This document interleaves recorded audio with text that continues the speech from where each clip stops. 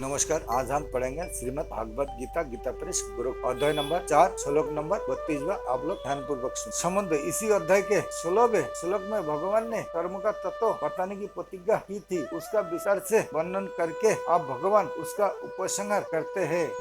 व्याख्या एवं बहुविधा यज्ञ विवता ब्राह्मणों मुख्य 24वें से 30वें श्लोक तक जिन 12 यज्ञों का वर्णन किया गया है, उनके सिवाय और भी अनेक प्रकार के यज्ञों का वेदी वाणी में विस्तार से वर्णन किया गया है। कारण की साधकों की प्रकृति के अनुसार उनकी निष्ठाएं भी अलग अलग होती है और तदनुसार उनके साधन भी अलग अलग होते हैं। वेदों में सकाम अनुष्ठानों का भी विस्तार से वर्णन किया गया है, परंतु उन सबसे नाजवान फल की ही प्राप्ति होती है, अविनाशी की नहीं। इसलिए वेदों में वर्णित सकाम अनुष्ठान करने वाले मनुष्य स्वर्गलोक को जाते हैं और पुण्यहीन होने पर पुनः मृत्यु लोक में आ जाते हैं। इन प्रकार वे जन्म मरण के बंधन में पड़े रहते हैं। गीता 9वें अध्याय का 21वां श्लोक। परंतु यहाँ उन सकाम अनुष्ठानों की बात नहीं कही गई है, यहाँ निष्काम कर्म रूप उन यज्ञों की बात कही गई है जिनके अनुष्ठान से परमात्मा की प्राप्ति होती है। वेदों में केवल स्वर्ग प्राप्ति के साधन रूप सकाम अनुष्ठानों का ही वर्णन हो,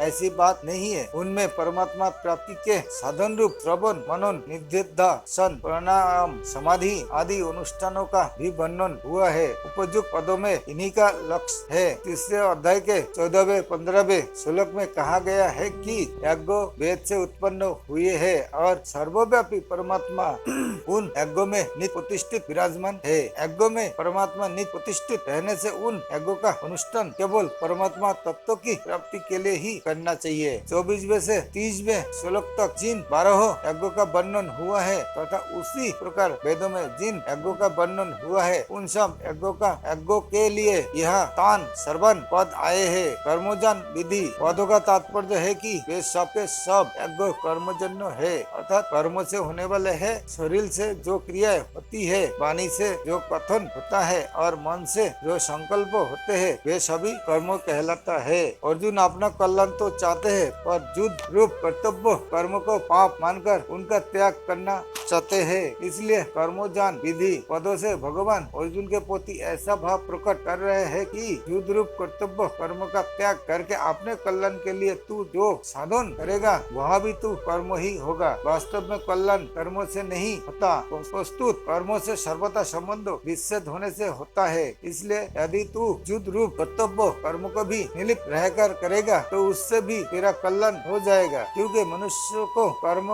नहीं बाते, प्रस्तुत कर्म की और उसके फल की आसक्ति ही बाती है। गीता 6वें अध्याय का 4था श्लोक। जो तो तेरा सहज कर्म स्वधर्म है, इसलिए उसे करना तेरे लिए सुगम भी है। भगवान ने इसी अध्याय के 14वें श्लोक में बताया कि कर्म फल में मेरी स्पृहा नहीं है, इसलिए मुझे कर्म नहीं बाते। इस प्रकार जो मुझे जान लेता है वह भी कर्म से नहीं बता। तात्पर्य यह है कि जिसने कर्म करते हुए भी उसने निर्लिप्त रहने की विद्या कर्म फल में स्पृहा न रखना को सीखकर उसका अनुभव कर लिया है, वह कर्म बंधन से मुक्त हो जाता है। फिर 15वें श्लोक में भगवान ने इसी बात को एवं ज्ञाता पदों से कहा।